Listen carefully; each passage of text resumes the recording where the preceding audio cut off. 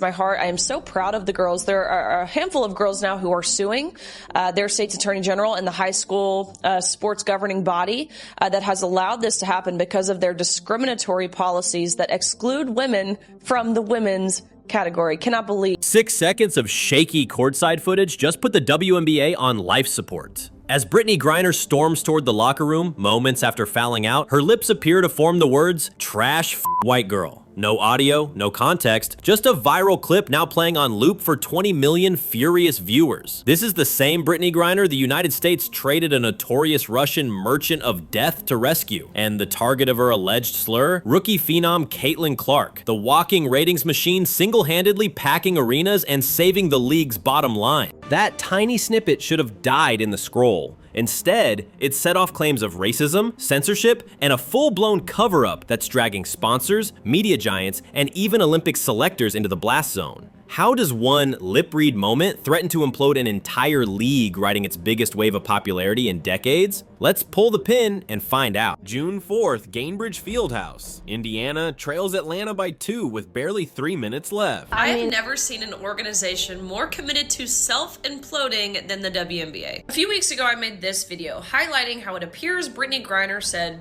bleep white girl after fouling out in a game against Indiana Fever, the team that Caitlin Clark plays for. Some people like Jamel Hill, former ESPN host, says that no, she didn't say bleep white girl. She says bleep whack call. To which she then went on to call me a grifter for even pointing this out, but besides the point. You can watch and make up your own mind as to what it. The crowd is vibrating, half for the hometown Fever, half for the rookie who's already rewriting attendance records. On the next possession, Brittney Griner bumps Caitlin Clark on a drive. Whistle screams, 5th foul. Automatic exit. Griner's face flashes from disbelief to fury in a heartbeat. She mutters something, spins, and strides toward the tunnel. 1 row off the baseline, a teenager's phone is already rolling for TikTok. The camera shakes, but the zoom is relentless. Griner's lips, 2 syllables of trash, a split-second pause, then what millions swear is white girl. No broadcast mic catches it, no courtside mic is close enough. Yet by the time the arena empties, the 6-second clip has hit X, formerly Twitter, Reddit, and Instagram Reels. 24 hours later, it's the #1 trending topic in sports, clocking 24 million loops, more than any official WNBA highlight all season. At first, the league's social team tries to drown the noise with final score graphics and respect the game hashtag. Zeus, I ain't never seen this lady a day in my life. Why'd y'all hire this woman? The USA basketball chair actually said it would be irresponsible to put Caitlin Clark on the U.S. women's Olympic basketball team, all while putting Brittney Griner on the team. I think with the extreme controversy that she brings. Let me jump in, Riley, because you say it a lot there. I'm not sure what you mean by the controversy that Brittney Griner brings to the game. I mean, that's kind of not fair to say without explanation. Well, I mean, I think given everything that happened overseas, given that she was put in jail, I mean, the controversy is certainly there, whether we want it there or not. Not her fault and wrongly accused. Let's be fair. That's Riley. I like you a lot too. That's not right. She was wrongfully accused. That is not fair to bring that up. So we're going to delete that. Okay, let's you and I continue. It doesn't work. Comment sections explode. Suspend her now. You can literally read her lips. Maybe she said whack call. Slow it down. Fan accounts run frame-by-frame breakdowns like they're the Zapruder film. Digital forensics experts weigh in. Lip-reading professors get quoted in blogs. And through it all, the WNBA's front office says, nothing, no statement, no investigation, just an eerie corporate silence. That void is what turns a spicy courtside moment into a 5-alarm crisis. Viewers who discovered women's basketball through Clark's moonshot threes suddenly wonder if the league really wants them around. Die-hard fans feel the PR temperature spike. Casual fans sniff hypocrisy and reach for the remote. The question morphs from, what did Griner actually say, to why is the league acting like it never happened? And that very question cracks the door for a new character, ready to kick it wide open, Riley Gaines. ESPN jumped in first. Commentator Jamel Hill fired off a pre-dawn post. Griner said trash whack call, nothing racial. Anyone claiming otherwise was grifting for clicks. Studio panels echoed the narrative all afternoon, quoting unnamed lip-reading experts. The goal wasn't clarity, it was crowd control. Don't trust your eyes, trust our script. At the same time, league investigators were busy someplace else. Riley Gaines that Brittney Griner was unlawfully detained. What are you saying? Fox, get this lady off y'all show. Chasing Angel Reese's claim that Fever fans yelled slurs. They sifted footage, interviewed ushers, and came up empty, yet still pumped out a polished press release. By contrast, the Griner clip, clearer and louder, got zero airtime from League HQ. Fans saw the contrast and erupted. Hashtags morphed from hashtag grow the game to protect the narrative. Reddit tracked which players retweeted Hill, then quietly deleted. Sponsors' inboxes lit up. Beat writers whispered about revoked credentials. Stonewalling might have worked before smartphones, but silence online is a vacuum, and vacuums get filled fast. Into that swirl of half answers and rising resentment marched an unlikely enforcer, activist swimmer Riley Gaines, ready to blow the lid clean off. Riley Gaines has never played a minute of pro basketball, yet within 48 hours, she became the most talked about name in the WNBA's news cycle, the former NCAA swimmer. Tonight, Indiana Fever and Atlanta Dream played. Indiana Fever is where Caitlin Clark plays, Atlanta Dream is where Brittney Griner plays. Now you tell me what it looks like Brittney Griner is saying here. That we were talking about earlier today. For a little bit of context, this was in the fourth quarter after Brittney Griner fouled out against Caitlin Clark and Indiana Fever would go on to win by 5. Now I'm going to tell you what I think she said. Let's play it back. Famous for challenging biological male participation in women's sports, spotted the league's silence and pounced. On Fox, she delivered the line that set social timelines ablaze. I have never seen an organization more determined to self-implode than the WNBA. The anchor tried to pivot, calling Griner wrongfully detained in Russia. Gaines cut him off. Fair or not, that baggage follows her, she said, listing the Victor Bout prisoner swap and Griner's own anthem protests. Viewers who felt the league was gaslighting them finally had a megaphone, and it belonged to an athlete with scars from her own fairness fight.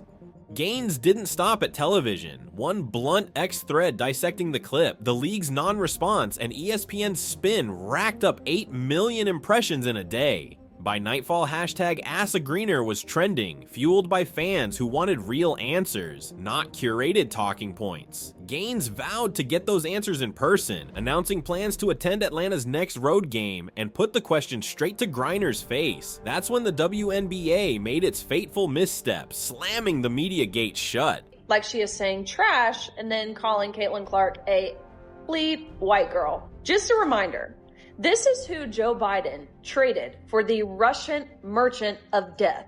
So many WNBA players hate Caitlin Clark so much when she is the best thing that could have happened to the league. And she's not the best thing that happened to the league because she's white.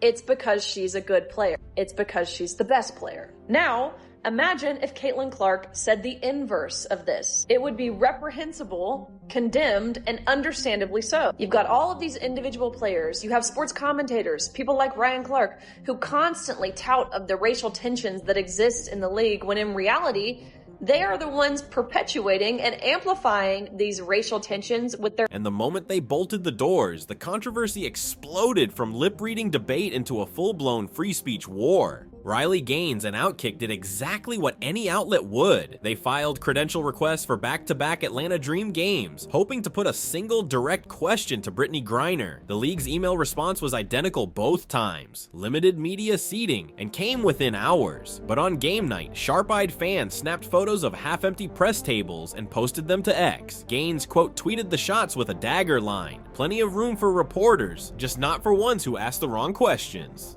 The visual proof electrified social media. Hashtag WNBA opened the door, and For What Are You Hiding trended through the weekend, pulling in writers who'd shrugged at the lip-reading debate but bristled at a press blackout. If Outkick could be frozen out for an uncomfortable inquiry, any journalist could. Sponsors noticed too. A leaked brand memo urged marketing teams to monitor fan sentiment on transparency.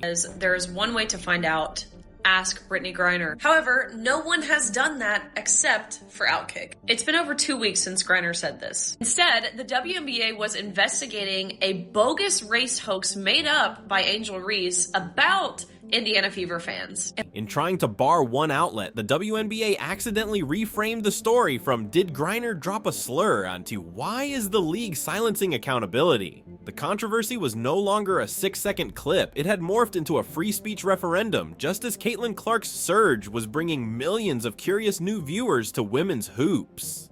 Brittney Griner's story hasn't been just basketball since December 2023, when the US swapped Russian arms dealer Viktor Bout, the Merchant of Death, to bring her home. Many fans quietly filed that exchange under big debt owed. So when Griner resumed her long-standing anthem protest the next season, the optics clashed. A grateful return narrative upended by a kneel that some viewers read as snubbing the flag that secured her freedom. Riley Gaines weaponized that tension the moment she hit Fox's airwaves. So we at Outkick applied for media credentials to cover Brittney Griner's team, the Atlanta Dreams, game on June 6th, to which, shocker, they denied us. We've never had trouble getting media credentials with any professional sports league in the past, but wouldn't you know, now they suddenly have very limited space, which is total baloney. They just want to suppress any sort of uncomfortable inquiries from media. Regardless, we at Outkick are going to keep asking the tough questions, the questions that people want the answer to. And if you do call yourself a reporter or a journalist from an outlet like ESPN or any other sports outlet, we traded a war criminal for you, and now you're caught on video trash talking the rookie saving your league. The line stuck. Sports radio callers linked Griner's alleged slur to perceived ingratitude. Highlight reels paired Caitlin Clark's record crowds with footage of Bout's perp walk. The contrast was irresistible copy. One star filling arenas, another stirring culture war hornets.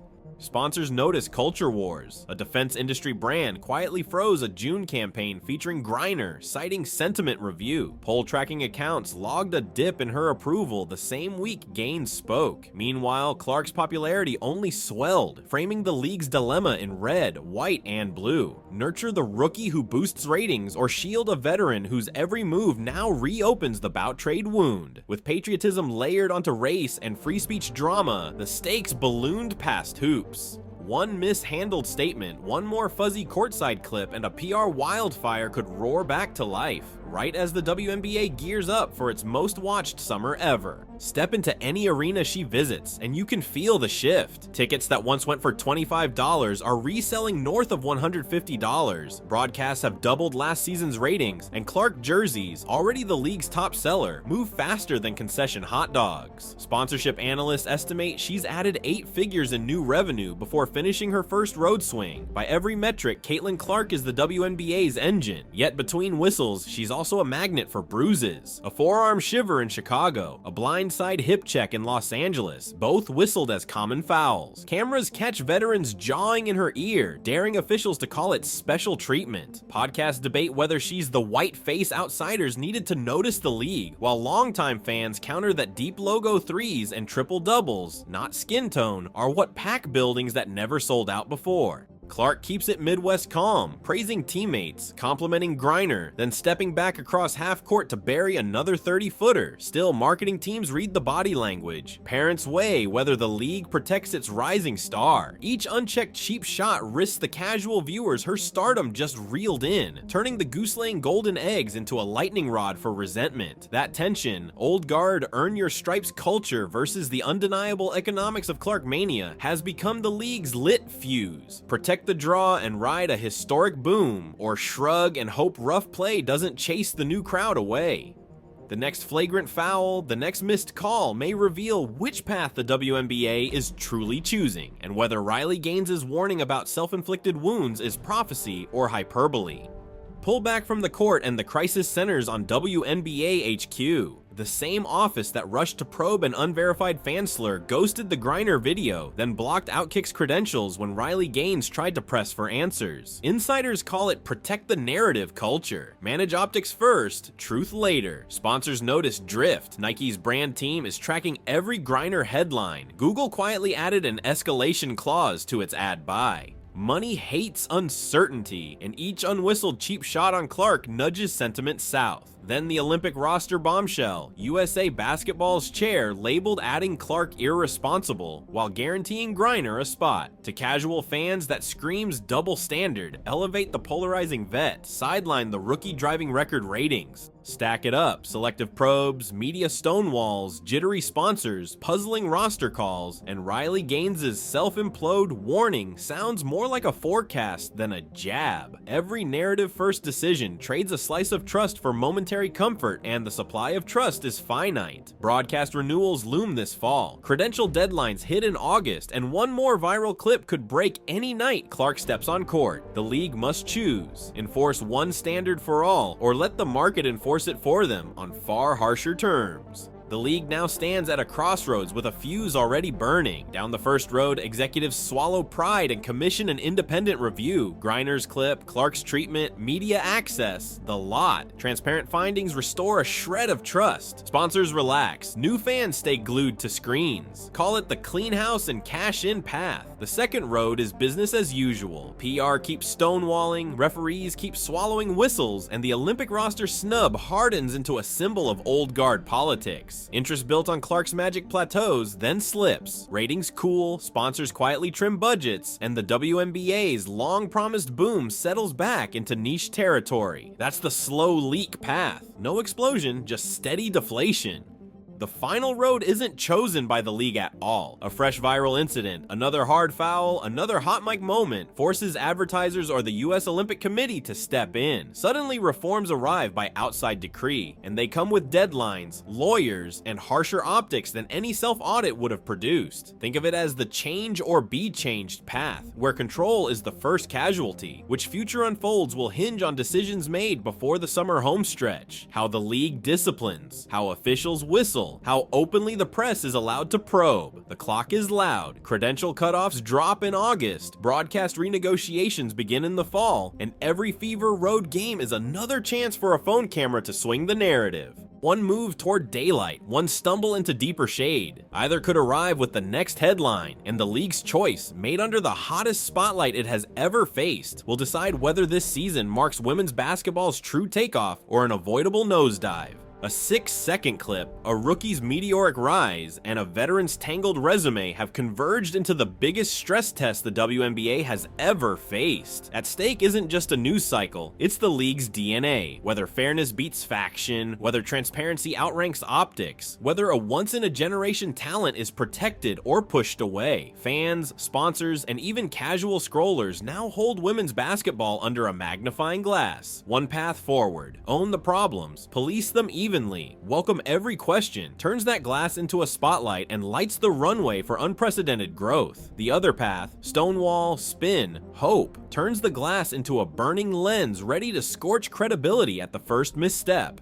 The ball is mid-air. If leadership catches it clean, this controversy will read as the messy chapter before the breakthrough. Fumble it, and Riley Gaines's self-implode prophecy will become the obituary headline no one inside the league office wants to see. So WNBA, what'll it be? Growth or grudges? The next whistle will start answering that, and the whole sports world is already courtside, waiting to see if the league rises with its new fans, or dribbles the moment off its own foot.